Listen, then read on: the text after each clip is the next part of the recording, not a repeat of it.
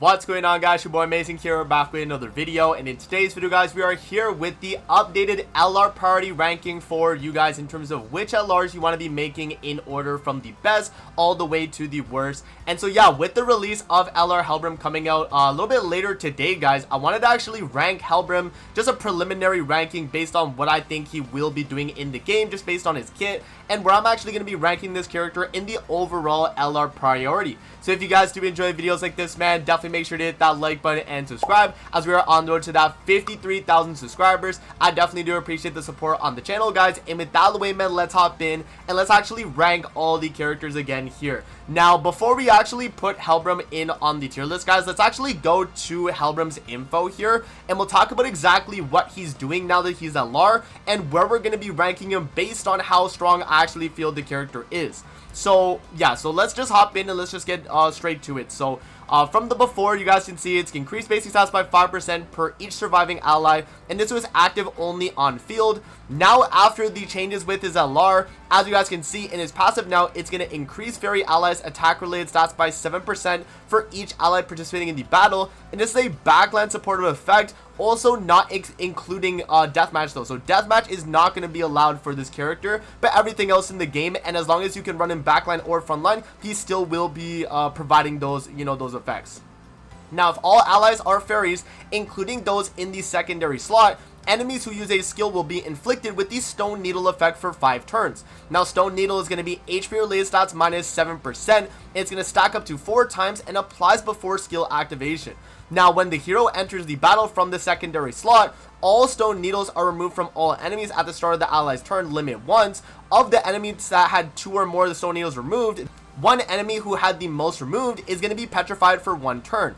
And then fairy allies damage dealt increases by 50% when there is a petrified enemy. Now, one other thing that I do want to mention as well, guys, is that Fairy Helbram also does have a Holy Relic, which, I'll edit it on the screen here and I'll show exactly what it does, but it pretty much gives 20% basic stats to Fairy allies, and it also does work from the backline. So with that being said, you have, a fairly strong backline supportive effect passive, alongside the fact that his Holy Relic is going to be providing 20% basic stats as well. I think that's really, really good for just a backline support, fairy type character. People have been relying a lot on Beta nowadays, especially with her being, super strong from the back. Now I feel like we do have a viable slot with, this LR Fairy Helbram. So I think that's definitely really good. Now, moving on to the actual skills here, guys. His first skill is now going to go from 120% to 132. His skill 2 is going to go from 300 to 320 with 2 gauge. And then his rank 3 is going to be 450 to 495. Now, for his second skill, he's now going to do sever damage on top of the fact that he can petrify on the rank 2 and the rank 3. And the percent has also scaled up as well. So 220% on the rank 1 sever, 220% rank 2 petrify sever, and then rank 3 is 275. Yeah, so 275 now with sever on top of the, the petrify itself. And then for his ultimate here, guys, as you can see, it's going to now cancel busted stances on all enemies and removes debuffs from allies, then inflicts the 420% of attack at 6 out of 6, or if you're with a, combined attack link, then it's going to be 525%. So that's pretty much the cure right there for the LR Fairy Helbram, guys. Let's move back now to the tier list, and let's talk about where we're actually going to be ranking this character now based on what I think he's going to be doing in the game and how strong I think he's going to be as well. Alright, guys, now in terms of where I think Helbram will land, as you guys can see also, I did update the way I format the tier list. It's a little bit different now, but the way I have it now is a lot more concise instead of me having to like scroll down from like 14, of the tier list maker little kind of slots here. So what I'm going to do is I'm going to input Helbram in one of these spots, and we're just going to move down the rest of the list, and we're also probably going to edit some of the rest of the list as well, because I do think that some things probably have changed just based on, how the kind of metagame has kind of expanded nowadays. So yeah, LR Helbram here, I actually do think that he's at the very least going to be around LR Margaret territory, where, you're going to be using this character. He's going to be really strong, and I do think that he's going to be probably the best fairy backline if you do not have Beta. Right, so if you're lacking Beta on your account, I do think that this Fairy Helbram will probably be, one of the best Fairy backline supports in the game. And considering that he has a lot of the, effects of, well, pretty much what Beta's doing with the attack related stats. But now Helbram's actually giving 20% basic stats on top of that with that, you know, fairy attack related. That I think he's gonna be probably a guaranteed slot in for the backline support on fairies now, guys. So yeah, I think LR Helbram will be good in that slot. And so based on that right there, I think I probably will have him in the number 8 slot. Yeah, just kind of looking at the rest of the kind of characters we got here right now. You know, LR Liz is not going to be changing the slot, guys. I think she's super valuable, super strong. I do not think that she's going to be changing her spot. Now, LR Merlin, I still see a lot of value in. And you know, in terms of actually using this character, she's still viable in PvP. She's still viable in PvE. Still very, very good across all things. So I guess, yeah, I probably will keep Merlin in number 2 as well.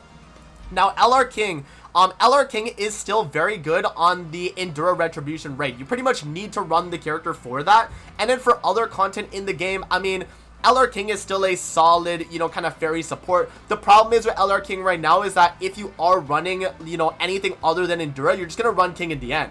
So I think right now, because of that, I probably will put King down behind... we're going to have him behind both Brunhild and LR Bond. I'm actually going to move those characters up because I see a lot of value in LR Brunhild and Bond with the fact that they're going to be really good for Heroes Arena always. And in terms of just human DPS characters right now in the game for PvE and even, you know, in some PvP related content, I think they're still very good. Now, again, you know, the thing is right now with LR King is I don't really see him being viable in PvP. And then also LR Diane, I also don't see viable in PvP either, just based on the fact that both of these characters are replaced by King and Diane, right? There's no reason to run any of these two characters when you can run King and Diane anyway. So that's kind of where I'm at in terms of those characters right there, guys. So I think Helbram still probably stays in this spot right here.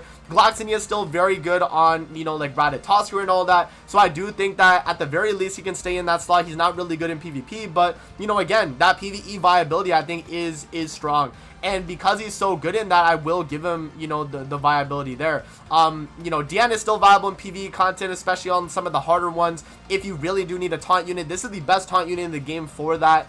So right now it's kind of a toss-up right here. I might put Glox above of Diane right there, but I will put Glox under King because Endura I think is more recent than Ratatoskr in terms of like end game content. So I will give you know, King higher than Gloxinia there as well. Okay, yeah, now LR Bond I think is fine. I think LR Brunhild is insanely strong actually. She's really good in a ton of PvE related content. I mean, even look at Ratatoskr, she's one of the best DPSs for it. And if you have the character you LR, you do not need to run any other DPS on that fight. So I think I do got her in the number 3 spot. I think that's fair.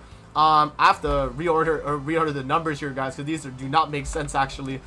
There we go. I think this makes a lot more sense now. Yeah, I did 13 and 14. Okay.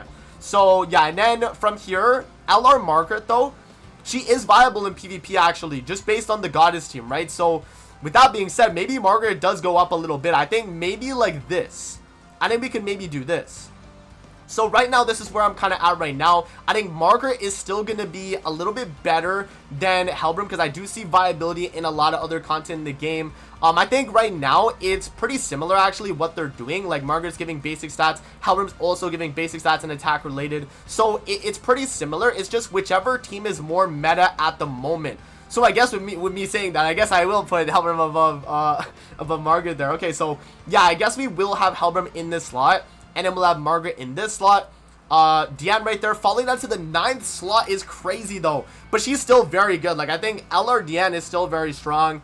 LR Zeldris, I think I probably will keep him there. Like LR Brunhild is just such a better DPS for Rat. And even for anything other than that, I just don't see viability for that character. LR Galland, again, it's very situational. I think LR Escanor could definitely go above these two just for the fact that like his Hero Arena viability is still there. LR Lilia, maybe. The damage cap is kind of useful in some scenarios, but other than that, you really don't use her other than like, you know, red DPS for human on like deer. So yeah, I probably would just leave it at this, guys. I'm gonna be honest, I think this is gonna be the tier list for the priority ranking right now. So again, I would have LR Liz be number 1. I'm gonna have Merlin number 2, Brunhild number 3, then Bond, then LR King, Glox, and then into Helbram, because if you're going to be using any of these characters, you would have them for their respective content. So like Endura, you have Glox for Ratatoskr, and then you'd make Helbram as the backline support for like your PvP team. Then you have Margaret, which is really good on field for Goddess. Then Diane, obviously, if you do not have King and Diane, she's still a very solid, you know, kind of tank option. Eller Escanor is going to be a very good DPS for humans, still very nice on Heroes Arena as well. And then the rest of the characters, guys, I would say are kind of irrelevant in the game at the moment in terms of LRs. So yeah, let me know what you guys think in the comment section below. That's where I'm going to have the characters ranked right now on the LR priority ranking. Again, this is not based on how good the LR is versus another in terms of just like how strong the character is, guys. It's based on which one should a free-to-play player be making first. And that's what I'm going with this tier list. It's not necessarily a strength tier list. It's more so a tier list on what's the most valuable. So that's kind of where I rank it on the tier list. And I do think in the future, Helbram will probably go up more slots based on how good fairies are just in general, right? So yeah, guys, that's going to be it for the video. I hope you guys did enjoy. Let me know what you guys think in the comment section below. Where would you guys rank LR Helbram on the LR priority ranking, or even just on a general LR tier list? Let me know what you guys think in the comment section below. But that's going to be it for the video. I hope you guys did enjoy, and I'm going to see you guys on the next one, man. Peace out. Have a good rest of your day, guys. See you later, man.